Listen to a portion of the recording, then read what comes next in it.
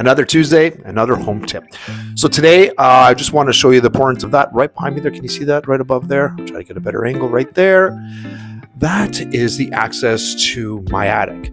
Why is it important? Well, it's wintertime.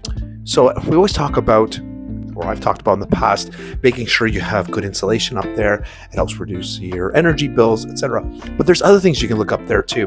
During home inspections, you'd be surprised how many times we've come across and like the ventilations from the bathrooms aren't hooked up and they're just expelling all the hot air into the attic. Sometimes you just either get dislodged or something happens.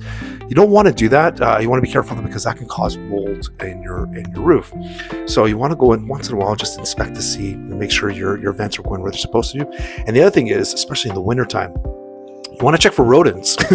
Like squirrels, mice. Sometimes they're quiet depending on the amount of insulation you have up there. You may not know it, but you might have some friendly or unfriendly little neighbors living up there. So you might want to poke your head in, just to make sure that you don't see any droppings.